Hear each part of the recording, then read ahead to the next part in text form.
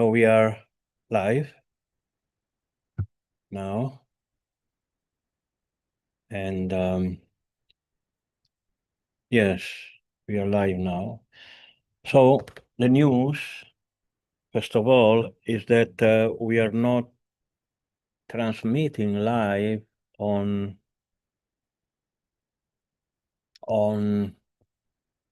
Facebook, but we are transmitting live in YouTube. So please go to YouTube, and we are not transmitting live, and you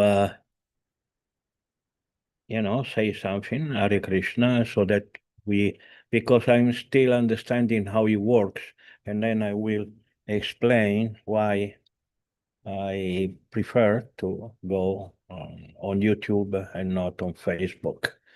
Anyway, while I speak, I'm going to say something introductory. In the meantime, you go on YouTube on live, and you'll see that we are already live, and say something on chat. Namo Vishnu Padaya Krishna Pristaya Bhutale Srimate Bhaktivedanta Swamini Tinamine Namaste Saraswati Deve Gauravani Pracharyane Nirvishesha Shunyavadi Paschatya Desha Tarine.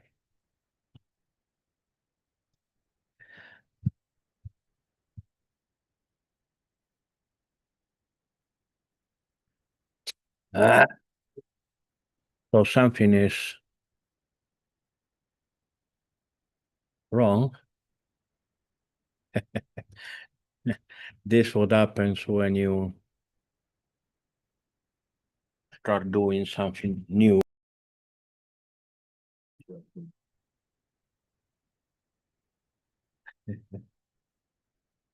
So I'm very much sorry.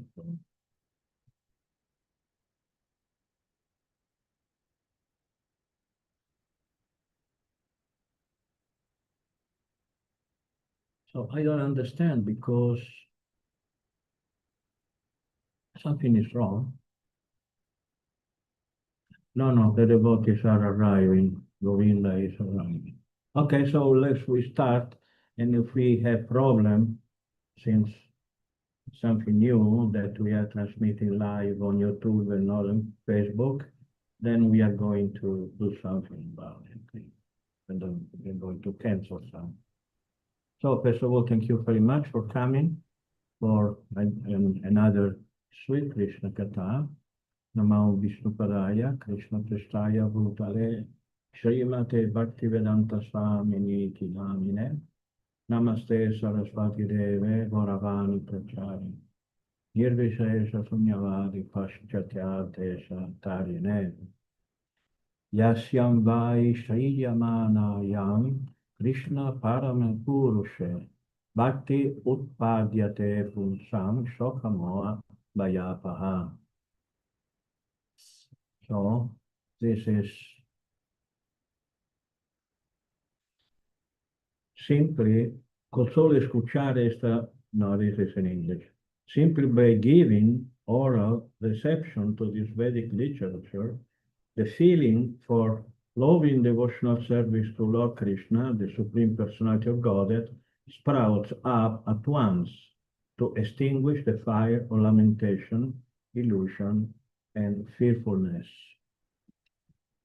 So the second verse that I want to recite before beginning is a very famous verse from the first canto of Srimad Bhagavatam, Mayatuna Vitripyama Uttama Shloka Vikrama Yachrimvatam Rasagyanam Swadu Swadu Pade. We never tire of hearing the transcendental pastimes of the personality of Godhead, who is glorified by hymns and prayers. Those who have developed a taste for transcendental relationship with him relish hearing of his pastimes at every moment. So about Martina Abby, Martina Ida, if you can turn on your camera, it's would be much better. If you have any reason for not doing that, it's okay. But if you want to do that, that will be much better. So today we have a list of subject matters, because if you don't turn on your camera, what it comes, it's just a black rectangle. It's not nice. But again, if you have any reason for not doing that, we don't oblige you to do it. So the first topic was sent by Govinda. Yes. Well, I want you to actually say something about the verse 177 from the Srimad Bhagavatam that I recited before. And excuse me if I'm a little distracted, because again, it's the first time in YouTube, and I'm trying to understand how everything works, if it's working or not. Hare Krishna, Srila Guru Maharaj, and dear devotees, please accept my respectful obeisances. All glories to Srila Prabhupada. I checked on my phone and it looks like it's fine. I can open it up right now and I can see. So and you can all hear you yourself. is go to YouTube, send a message, say Hare Krishna or something, so we know if it's working, how it is working. And so I also wanted to ask you if everybody has subscribed to our page, our channel. Please subscribe. Doesn't cost you anything. It's free. And so the first verse, Yasyam Vai Shruyamanana. I wanted to say something about that. So the most powerful tool for spiritual advancement is hearing. Is hearing. You say something and you hear it. Whatever you hear, it goes directly to your heart, to your consciousness. So that's why we should not hear material subject matters, because it contaminates. You should talk about Krishna, chant Hare Krishna, etc., etc. So it's very important to hear. Hear or to read is the same thing. It goes directly to the heart. So this verse from the Srimad Bhagavatam saying that if you hear about Krishna, the feeling for loving devotional service to Lord Krishna sprouts up at once, very quickly. And Shokamoa Bhayataha. All the problems of material existence, of problems, illusion, fearfulness, it gets extinguished. So you have to hear, you have to develop the pleasure of hearing. That's why we have books, that's why we have video conferences, that's why we speak a lot about Krishna. Yasyam Vai Shuyamanayam. This is a very beautiful verse. So let's go to the second. Actually, it is the second subject matter that we already have. Again, I will look a little distracted because, yeah, because I'm trying to figure out how everything works. Oh, here is the chat. Aida, can you boost the volume? Aquí casi no se escucha.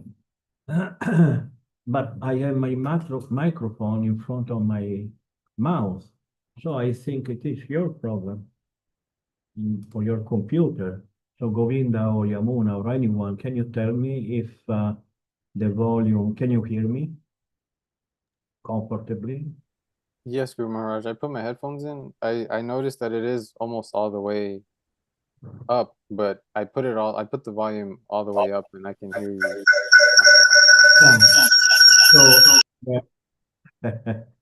so, this is the maximum that I can do. I cannot eat it. So, yeah, try to raise your volume.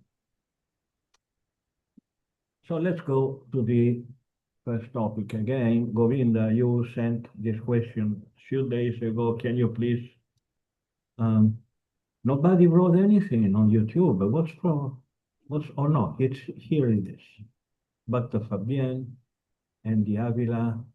Okay, that's why I try to understand them. Thank you very much. Can you please read your question? Yes. Okay. So I wrote that I have a question regarding the mercy of the spiritual master. In Sri Sri Gurvastaka, there's the famous verse, Yasya Prasadat Bhagavat Prasado. By the mercy of the spiritual master, one receives the benediction of Krishna.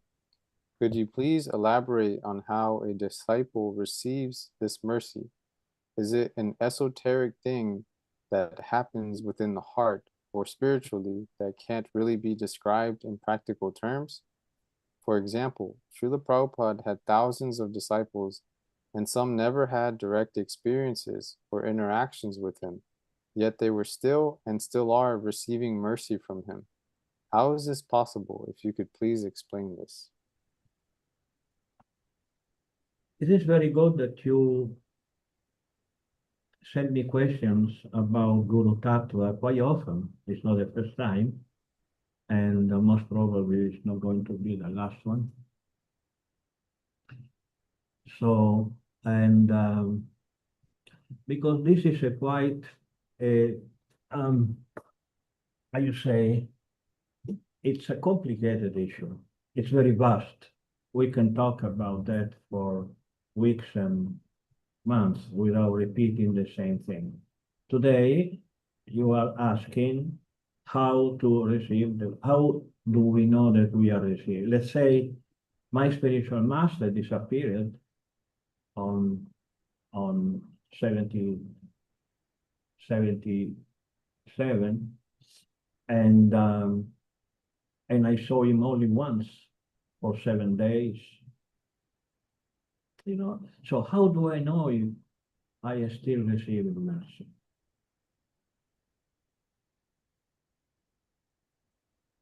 So, so how do I receive? Srila Prabhupada explained this point very nicely, very simply. Of course, you can ask, if you have a guru with whom you can talk, either because he's alive or if he's quite approachable. There are gurus in ISKCON that is very difficult to talk to, and sometimes you write to them, they never answer. I have this experience. The devotees telling me, my guru, please answer me because my guru does not answer. So, so you have this luxury of, if you have the luxury of talking directly, you can ask him, are you satisfied with what I am doing? This is very simple. However, do you think that the spiritual master will tell you, no, I'm not satisfied, everything wrong? He will tell you, you are trying your best, and something you are doing very nice, and something you are doing not so nice, but the spiritual master wants to encourage you. So it's very difficult. I never told, maybe, once or twice, I I said to one of my disciples that everything what you are doing is totally wrong. I actually rejected him. I have rejected only one disciple. One. In what? 14 years that I give initiation. So it's very rare, but it may happen because he was so bad that I just couldn't keep him. So then how do you actually know if he's not telling you something just to encourage you, that he is actually happy with you? It is very, very simple. If you are following his instructions, he is satisfied with you.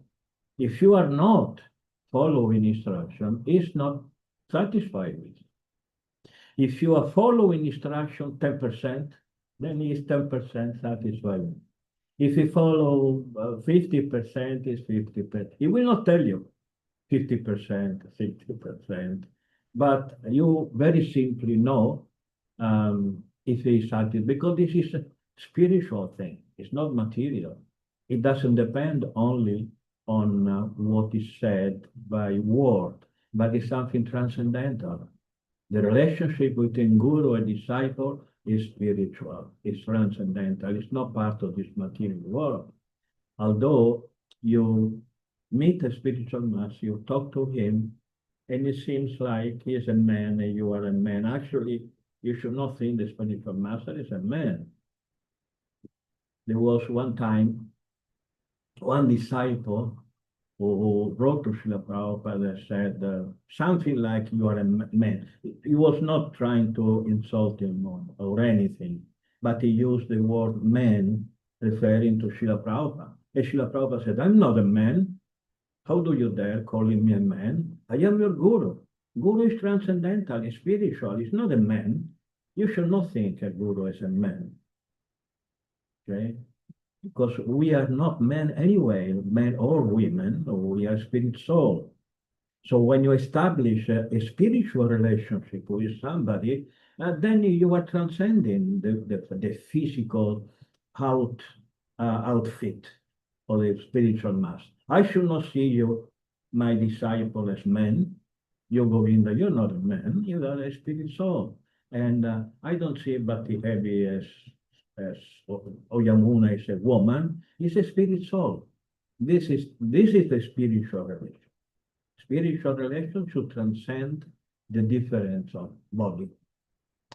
And nobody should think of the guru as a man. So this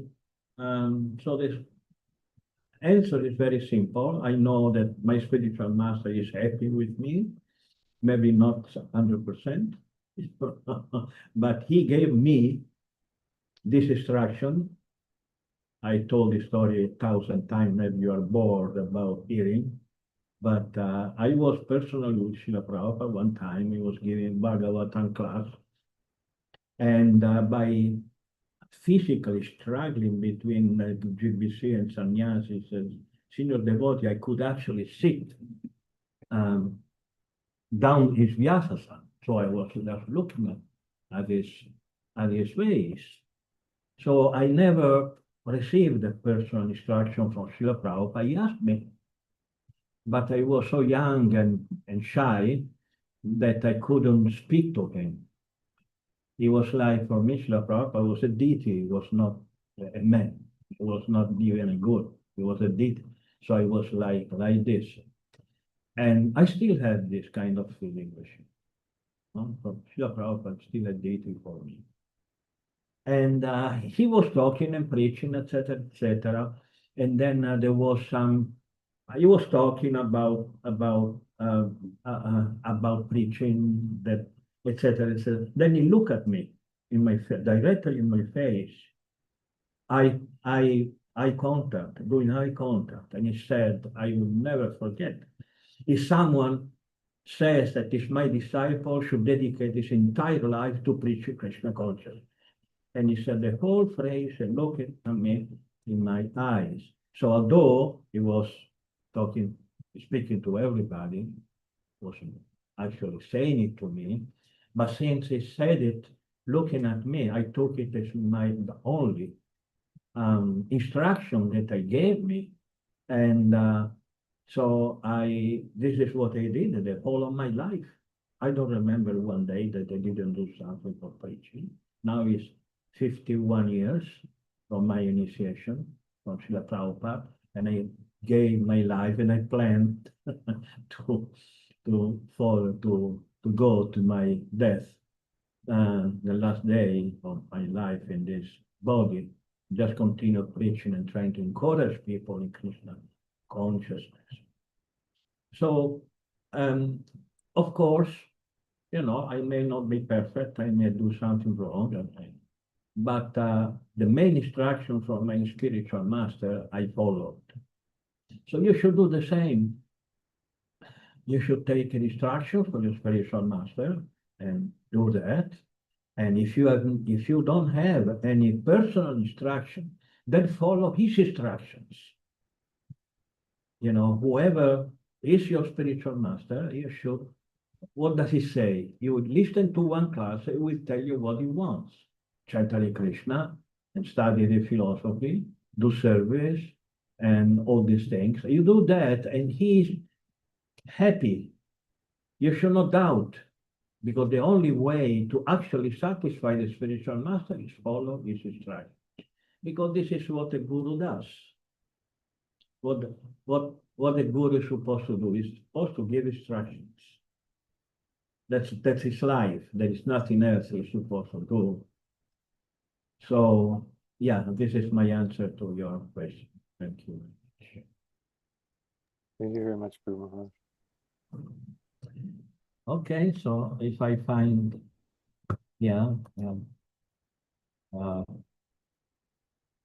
second question, it is from, actually, there is something I want to add about your question. Maybe it's not really, it doesn't really concern about your question, because you're not asking who is the guru. This is something else. So I wrote down qualities of the guru. If anyone wants to hear this topic, you just ask me, because otherwise it's not doesn't concern your specific question.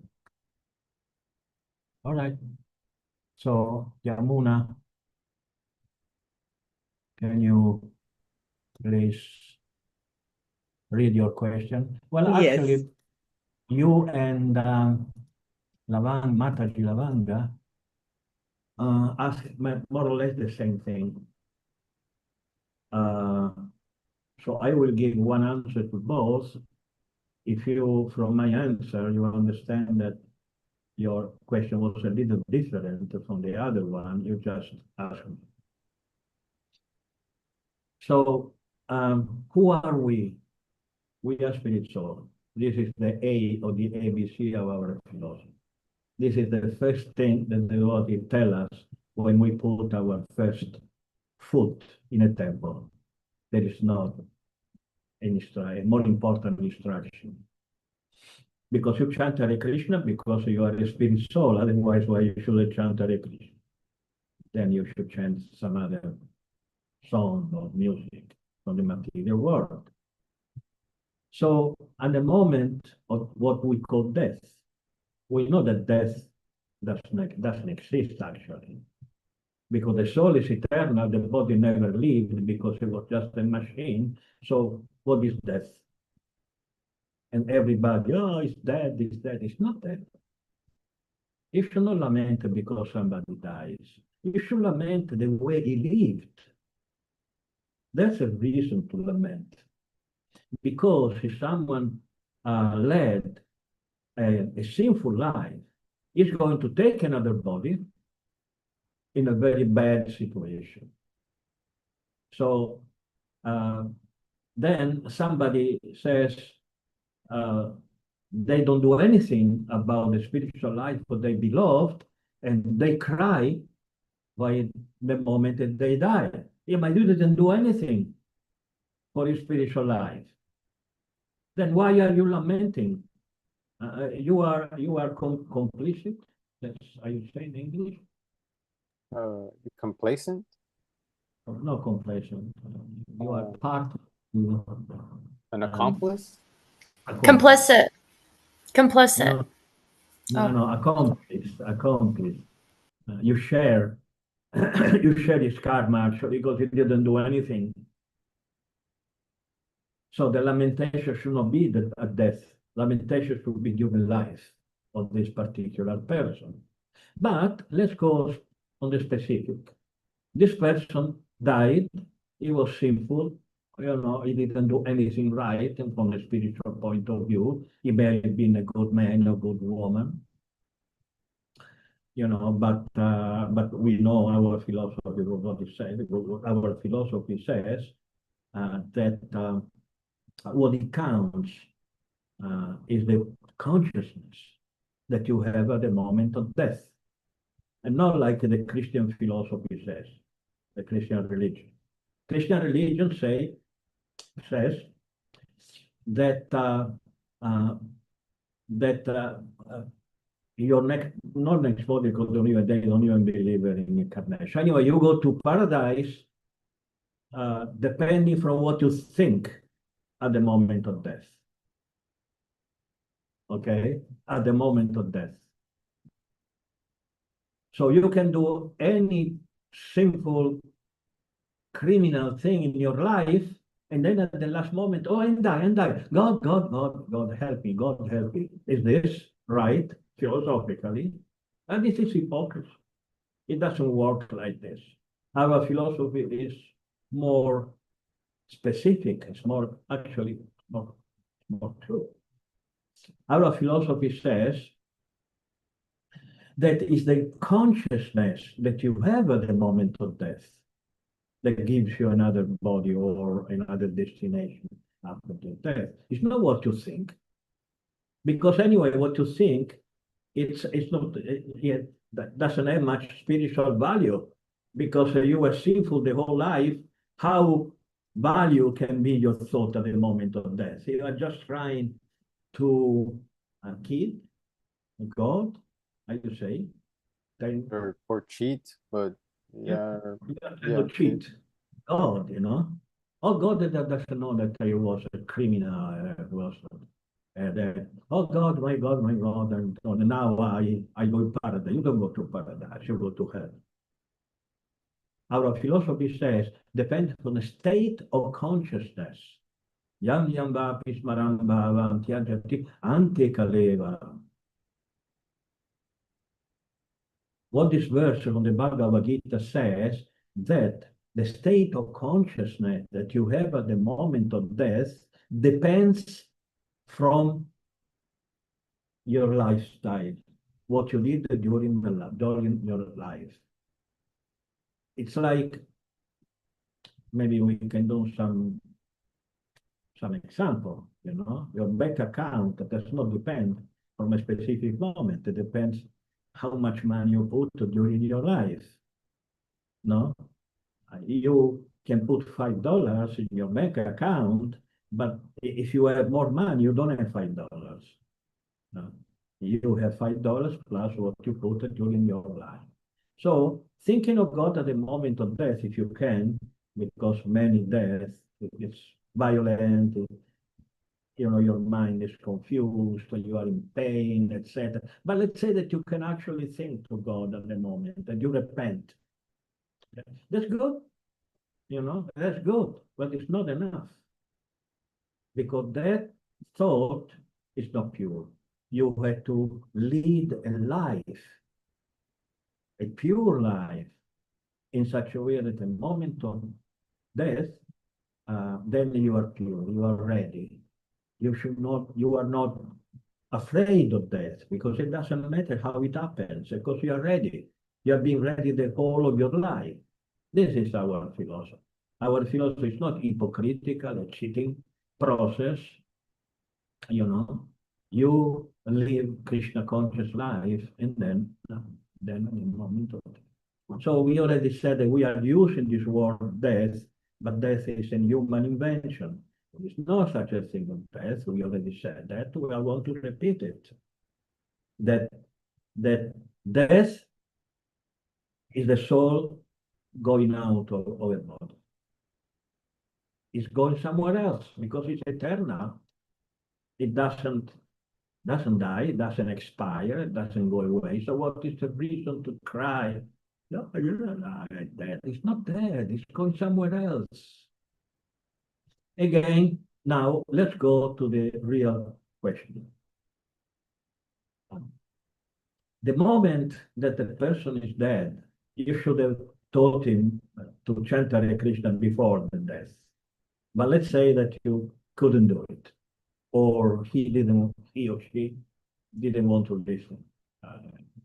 He was not interested in spiritual life. He was interested only on trying to enjoy a few years and then go who knows where. Okay.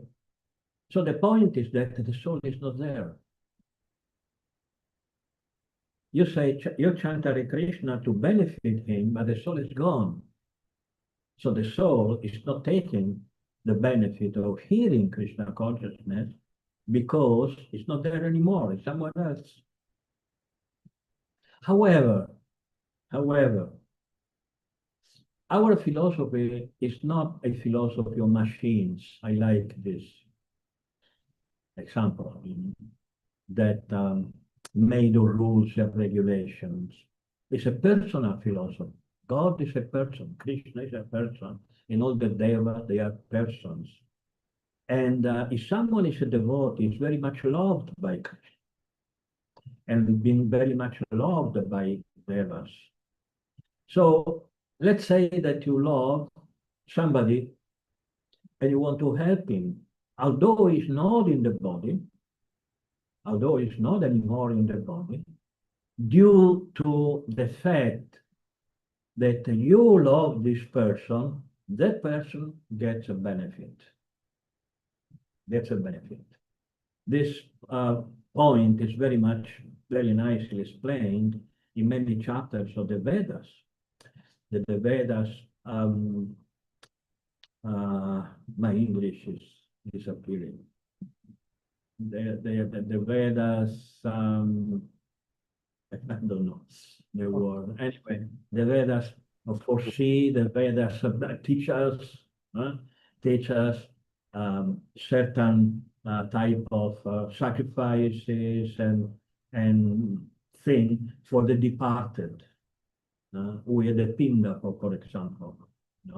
So what's the point of doing a pinda if the soul is not there? Well, I already explained that.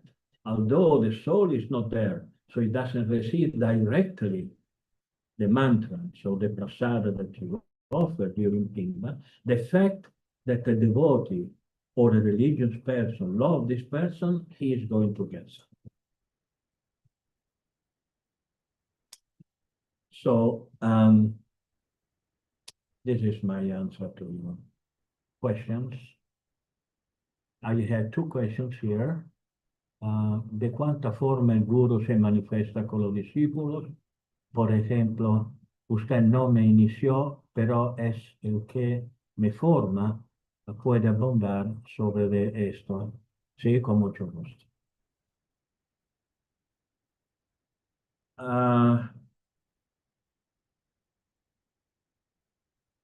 There are various types of guru. The worst form of guru is the fake guru. It's not a guru. You cannot put fake or false and guru on the same phrase. Either it's fake or it's a guru. A guru is never fake. A fake is never a guru. So we should reject anyone who is not qualified to be a spiritual master. Just reject. So how many types of guru exist? Let's say that for any reason, for instance, someone can get initiated by a perfectly bona fide spiritual master, and this spiritual master is not present, cannot give instructions. In some cases, like in the case of Shamananda, I'm sure all of you read the book Shamananda, The Joy of Radharani. I'm totally sure all of you read the book. If you didn't, please read that. You're going to lose something very important, the life and teaching of Shamananda Prabhu. So Shamananda Prabhu had a guru who was extremely qualified, extremely qualified. His name was Hridaya Chaitanya Prabhu. So, but he thought that there was a Vaishnava who was more qualified than him, or he could explain to his disciples something that he was not able to explain. And that Vaishnava was Jiva Goswami. Jiva Goswami was living in Vrindavan at the time, few hundred meters from where I am right now. Jiva Goswami was living here. So he told his disciple, go and take instructions. This is called Shiksha Guru. Shiksha Guru means a guru who gives you instructions. Diksha Guru is the person who gives initiation. Okay? Initiation must be bona fide, otherwise it's not initiation. It's nothing. But then there is the guru who gives you instruction, who may not initiate you. For instance, there are many devotees in East who are perfectly qualified to give initiation, and they don't give initiation for any reason.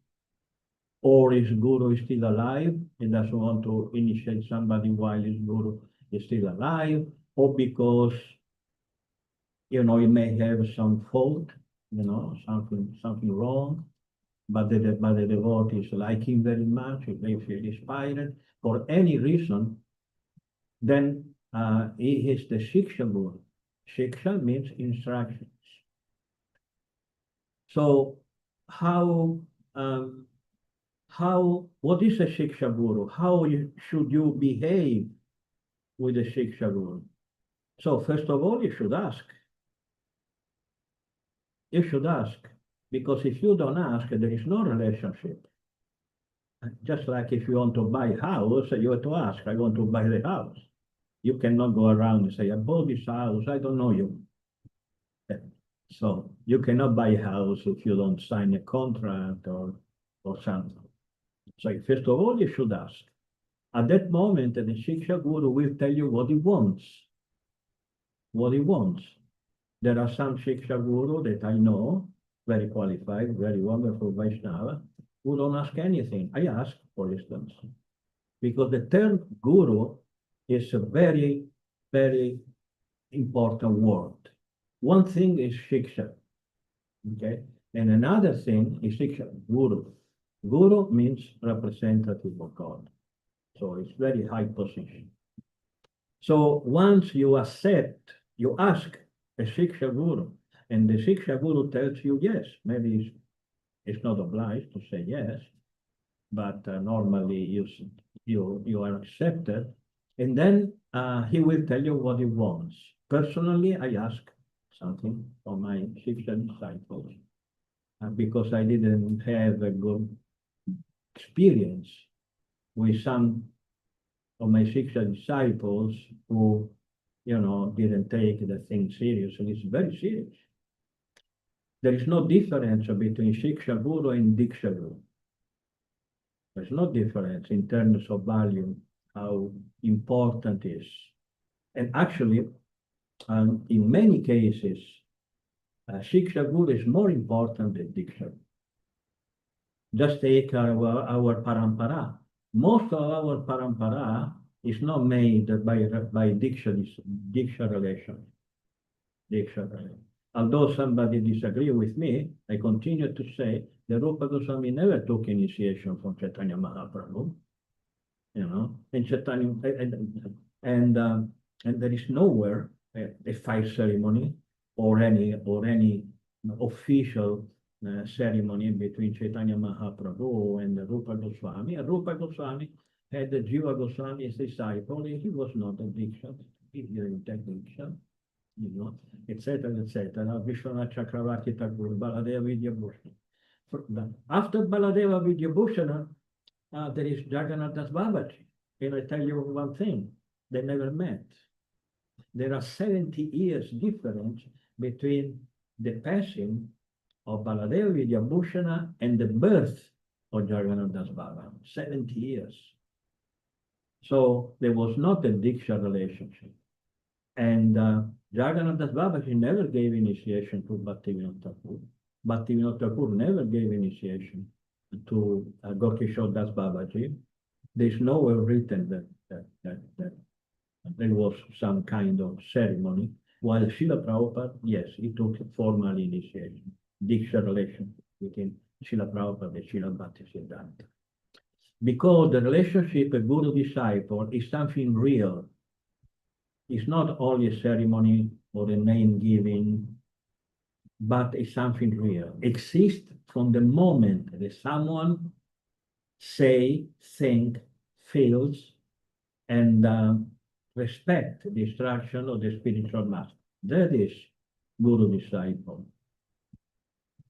But of course, everybody should also get in this. I'm not from saying what I'm saying. I'm not saying that Diksha is not important. Everybody should get initiation. You know, Srila Prabhupada, I was initiated by Srila Prabhupada formally. And so we all devotees who has a spiritual name must get initiation. So everybody should get initiation. But again, for any reason, Shiksha, relationship with Shiksha with another guru is something real. If someone has a Diksha guru, before asking for a Shiksha guru, should ask the Diksha. He should ask. Because otherwise, what's the point of accepting a guru if you don't ask instruction on what to do? So there are many other type of gurus. For instance, there is a Tirtha Guru. Tirtha Guru is someone who teaches you about the holy places. And we have many stories of Tirtha Guru. There is the Vatma Pravarasha, there is a Rasa Guru. There are many different types of gurus, but the most, the most known are Diksha Guru, initiation, formal initiation, and Shiksha Guru, instructions. Okay, if you want to know something more about this topic, you just ask to write in the chat, and I will continue giving explanations. All right, so we have Govinda, Yamuna, Lavanga, Mataji. Yeah, that's one. Mataji Lavanga says something different. He asked not help somebody when he dies, but when he is sick. And so the principle is more or less the same, you know. The Krishna loves his devotees. So if a devotee wants something, Krishna takes it seriously. So if you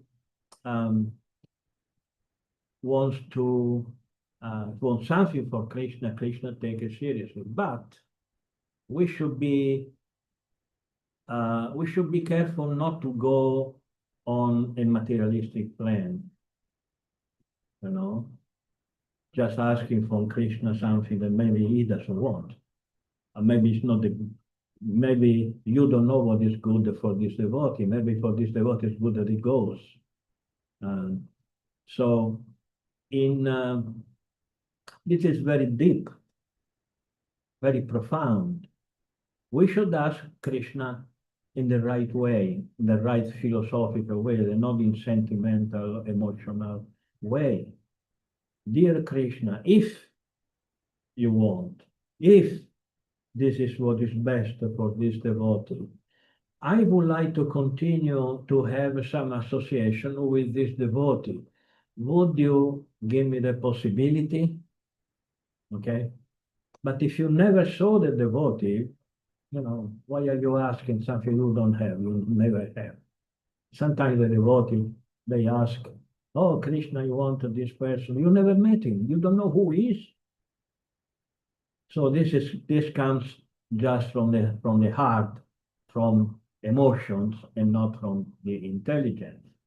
In the case of somebody you don't know, you just pray Krishna, just like you pray for everybody in this world, saying, Dear Krishna, I know that this devotee that I don't know, is sick. I don't know what is your will, if you want him to stay or not. I will accept anything that you decide for this devotee. But since he's my God brother, I just feel that it's right to give you a prayer for him. This is the right, intelligent, and philosophical way of praying for other benefit or health. Is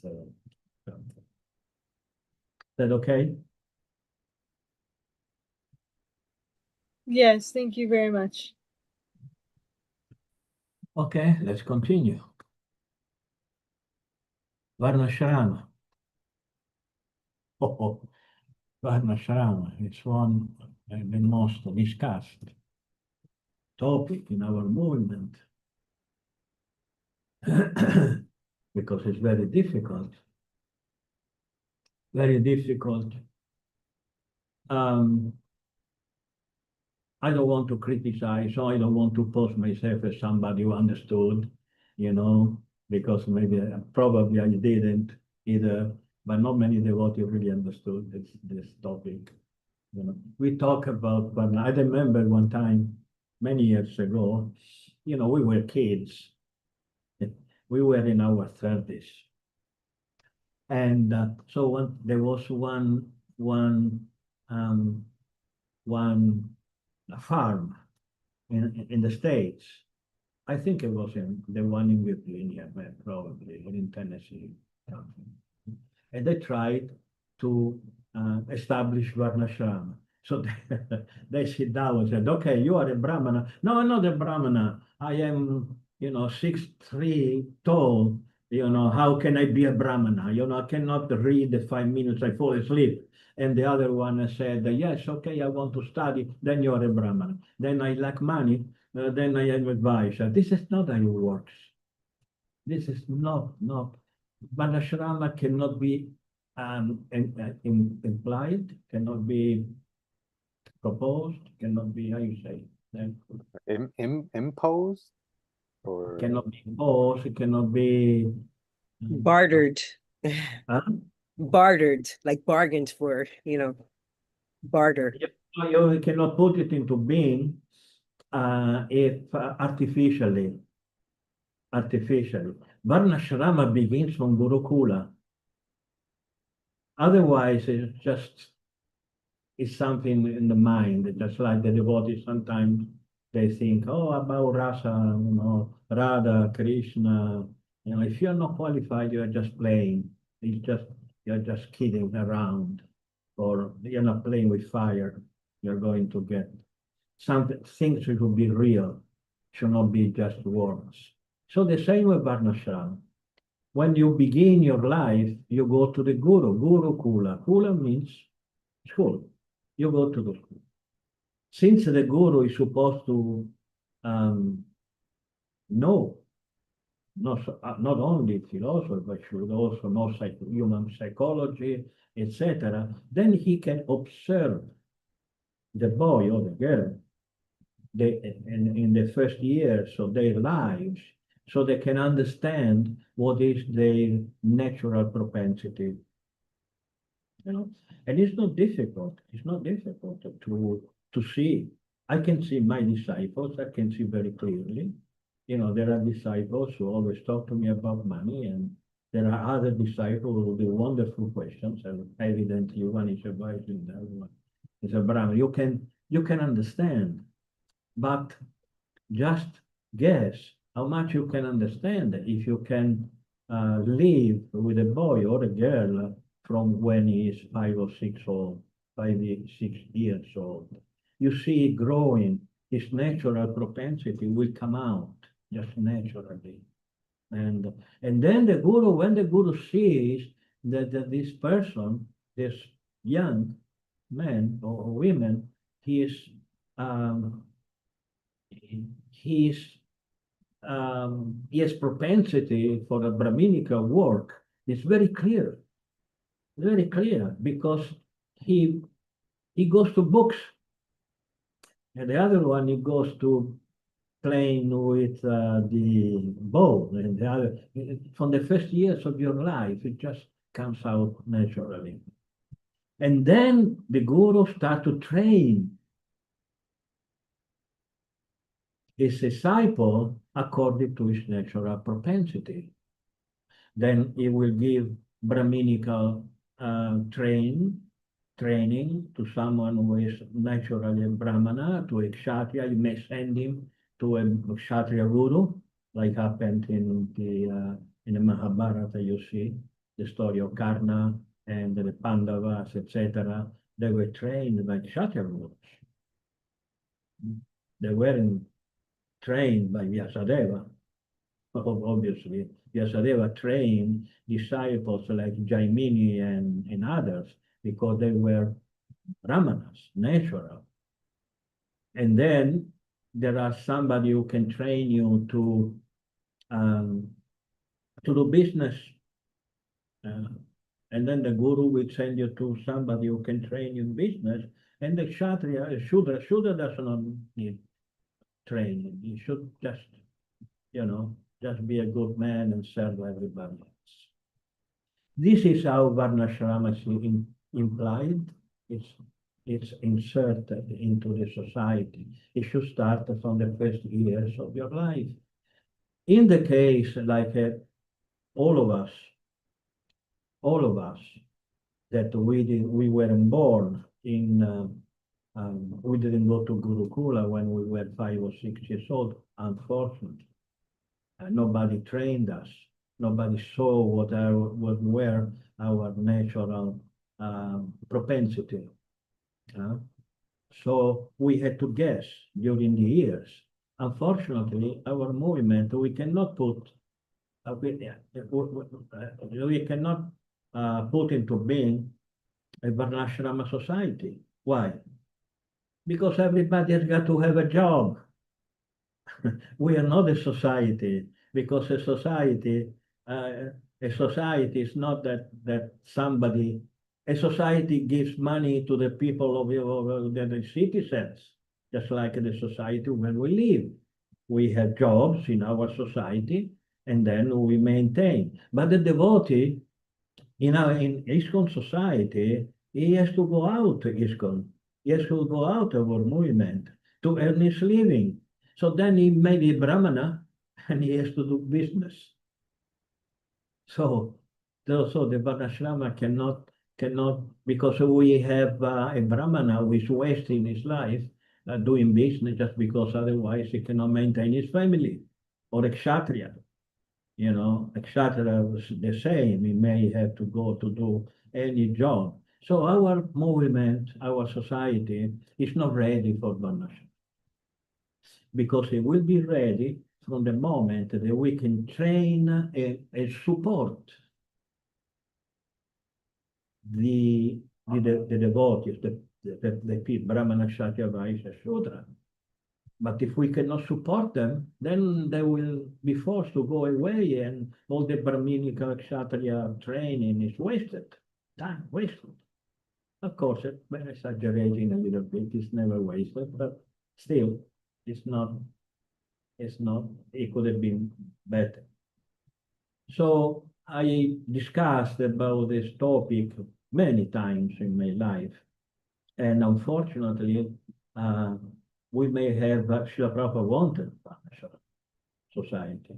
He wanted our society to be like a Vedic society, made of Brahmana Vaishya Sutra, and then we had the Guru, the sannyasis, the renunciant who were not part of the Varna, the ashram.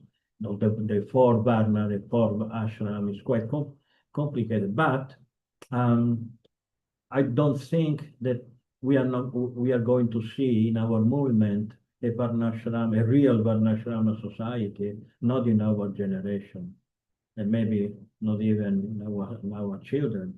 Maybe it will take 2 or 3 or 4 generations of devotees to start seeing how it works. Because we sent our children. My son went to Gurukula, and he stayed in Gurukula for several years. But then his training was wasted because his mother, who decided not to be a devotee anymore, took him out of the school. So all the training that he had, a very nice training actually, our Gurukula in Italy was a good one,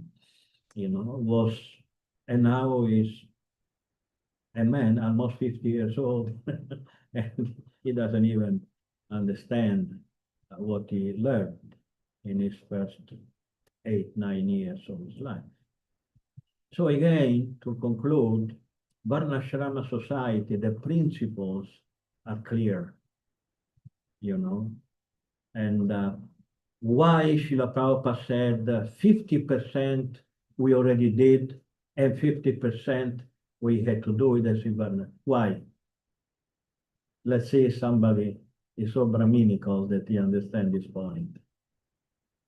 The Prabhupada said 50% we already did. Yes. So, I mean, I'm thinking that there was, when Srila Prabhupada was here, there was brahmacharis, there was grihastas. No. So, no? Okay. No, they were Brahmana. Srila Prabhupada came to the West to train Brahmanas. Then he saw that his disciples were doing very good. At the time when Srila Prabhupada was here, the devotees were well, even today. Okay, but at that time they were wonderful. Our movement was like Vaikuntha. So Srila Prabhupada was convinced that a certain numbers of his disciples, they were qualified Brahmana. And that was half of his mission. Half of his mission was to train Brahmanas. If you have trained Brahmanas, then you can have Varnasrama. Because who trains the young devotees? Brahmanas, the guru. Brahmanas are the guru. So the Brahmanas became guru. It takes a certain number of youngsters and he trained them. That's why Srila Prabhupada said half we already did and half we had to do. We had the Brahmanas, so we have people with knowledge. Knowledge is the first thing. You have to know, otherwise what you're going to talk about. You need to know, and then you can train somebody else. So we have some Brahmanas, good number. Our movement is a wonderful movement, etc. But we are not understanding what it should be. And also because, our children, most of our children are not as attracted to Krishna consciousness as much as we were in their age. We became devoted when we were 18, 20. Our children, they are 30, 40, 50 years old now. But even when they had our same age, it was evident that the attraction. Why? Because we chose Krishna consciousness. They didn't. They were born in families. They were forced to be devotees. And also there are other reasons than sociological reasons that I don't want to talk about, because one thing that I really dislike is to talk about our movement of sociology problems, etc., I really dislike. Forget it. So it will take some generation, but knowledge is there. So one day it will a real Varnasrama society. It will happen.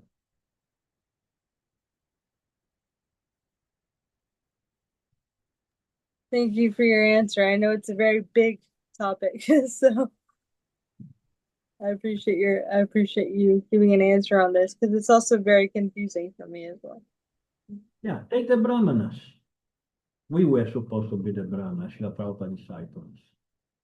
So how many of us could dedicate 100% our Brahmana as to be a Brahmana 100 the whole day? You are not a Brahmana if you take your dhoti and you go in the office working because you have to maintain. How many of us, most of our Prabhupada disciples had to get business, had to get a job. Even I remember there was a period in the 90s that I had to have a job. So even now, if it were not, I have three wonderful devotees giving me a monthly donation. If I didn't have a property that my mother gently left me an inheritance, I could buy a property that now is rented. And otherwise, with donation from my disciples and well wishers, I couldn't maintain myself. You know, of course, I can always go live in a temple, but when you are 70 and you don't sleep at night, you cannot live in a temple. People started to say, oh, this guru never gets up for Mongol Arctic. I don't get up in Mongol Arctic because I go to sleep at Mongol Arctic. Because I can't sleep at night. So it's very difficult to when you get old and your health, you don't have the same energy and dynamic that you had when you were 20, 30 years old. So if you want to give donations, that's very important. And this is the base of Varnasrama, giving the Brahmanas the opportunity to study and not worry about money. So this is it. Donate.ishvara.org. Moment of ads. Donate.ishvara.org. You can give me $1, $10, $20 every month, or occasionally. So then I can study more, I can write more books. I wrote many, many books. You all know. Here is my books, store.ishvara.org, 62, you know, and you buy my books and you help me. This is how Varnasrama society, getting Brahmanas free to dedicate their life entirely for studying practice. So we'll go back to this topic because it's very vast. So I gave you some general principle. Okay, so I want to talk about Vigata. Do you have any question?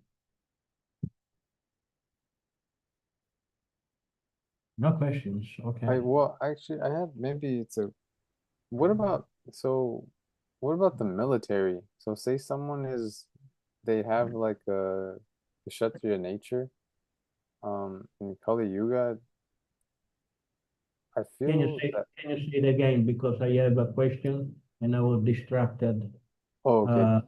answering this question by Fabienne. So please say it again.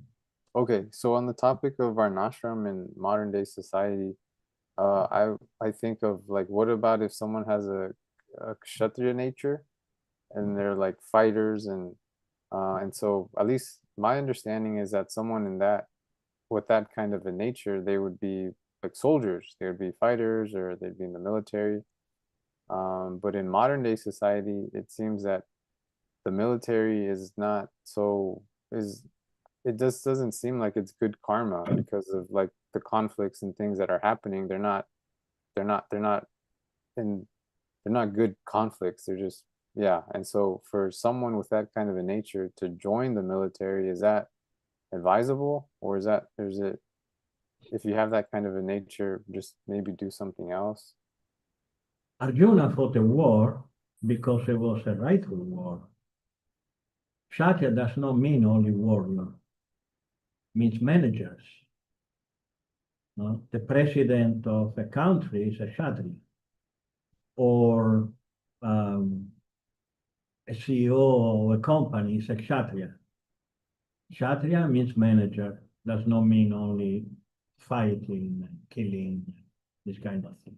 Killing is the last resort to protect the society, just like it was the case of the Kurukshetra war, you know.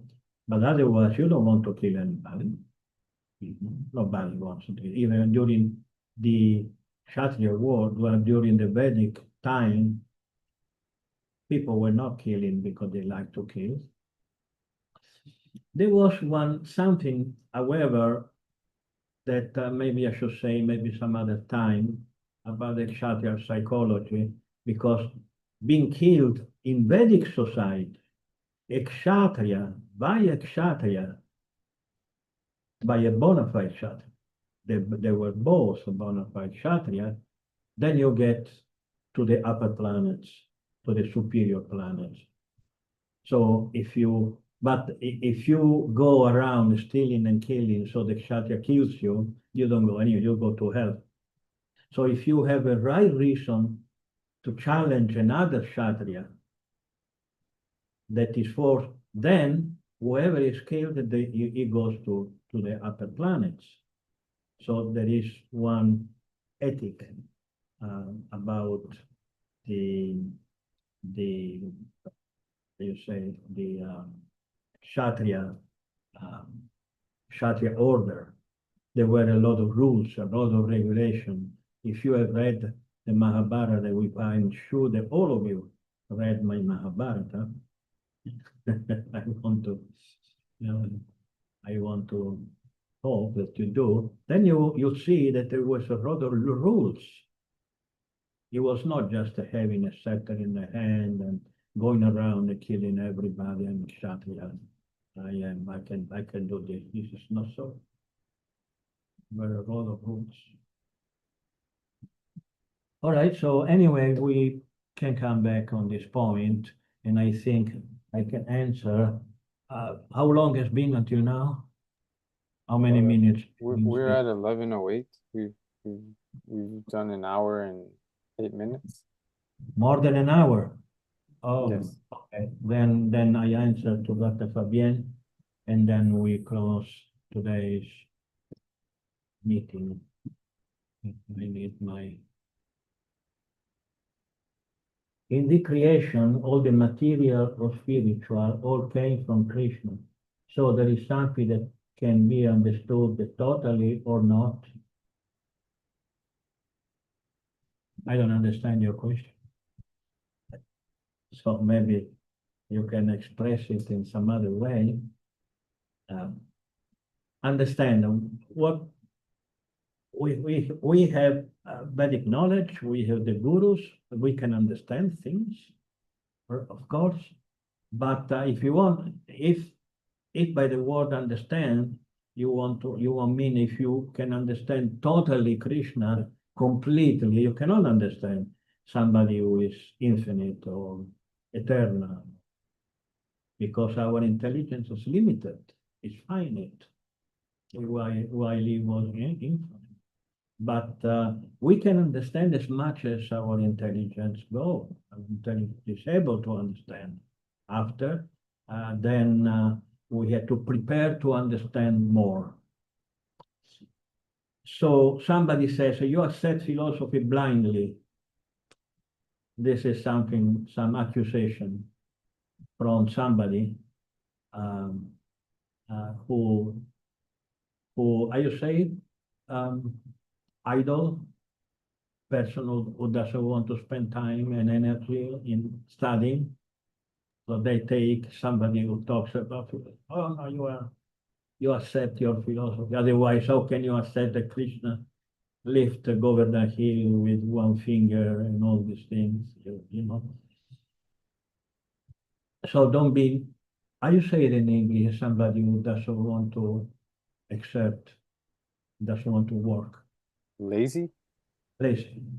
Lazy. You should not be lazy. This is not a philosophy for children. This is a philosophy for grown up. So don't talk about something that you cannot understand. When you go to school, you don't understand everything the first day of your school.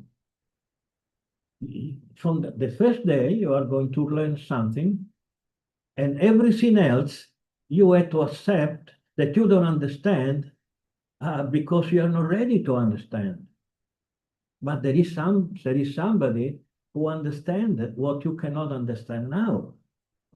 Second day after day after day, the level of your understanding then it grows, and what you didn't understand the first day of your school, then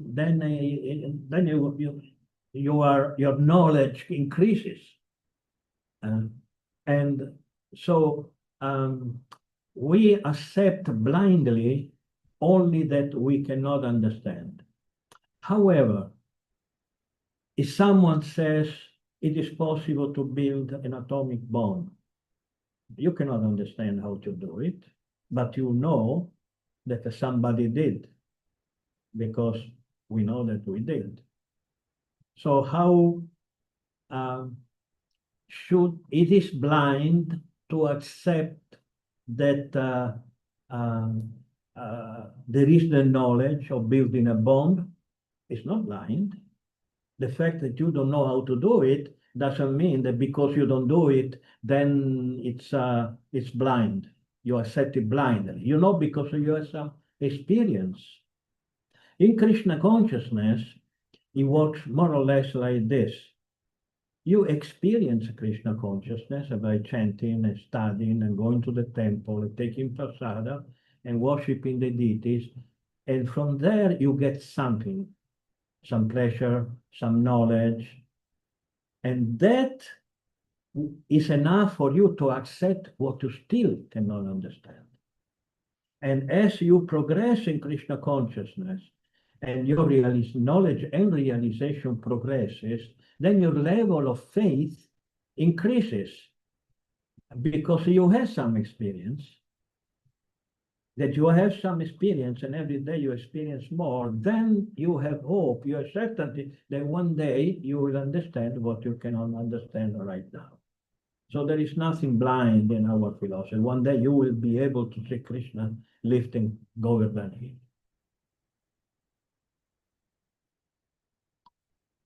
So I think if there is no other question, we close. I want to apologize for being a little distracted. This is my first live on YouTube, so I didn't know what was going on. And I thank you very much for coming. And so to conclude, I want to say that my main service is writing books. Okay. However, I very much like to talk to devotees because I like, when you write book, you are alone. And of course, I enjoy very much being alone, just because it's my nature also. But I also enjoy seeing you. So, and so what I'm going to do is to have, without any compromise, any commitment on anybody's part, I'm going to have live video conferences, you know, and I just put the ad in our Facebook or WhatsApp, and if you want to come, you are.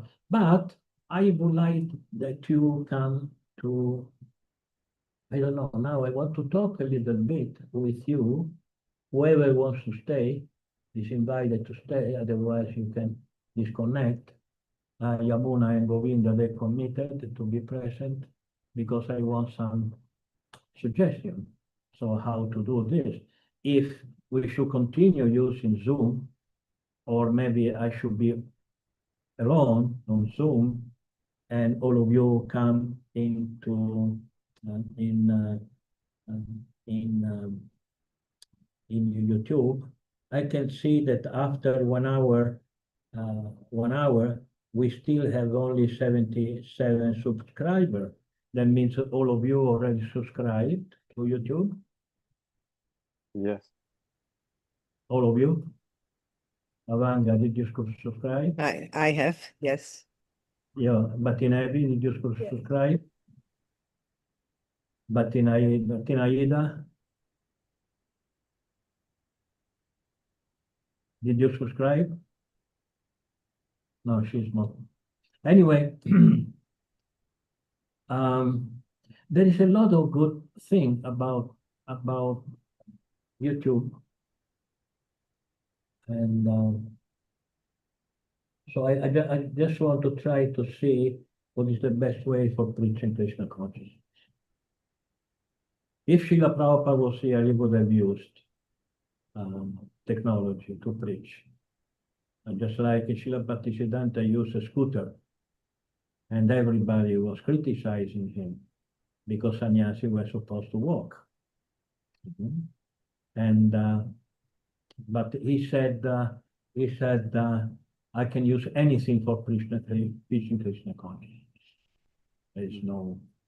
So I want to try to understand how better use Krishna consciousness, technology for Krishna consciousness. Is that okay? Yes. Yes.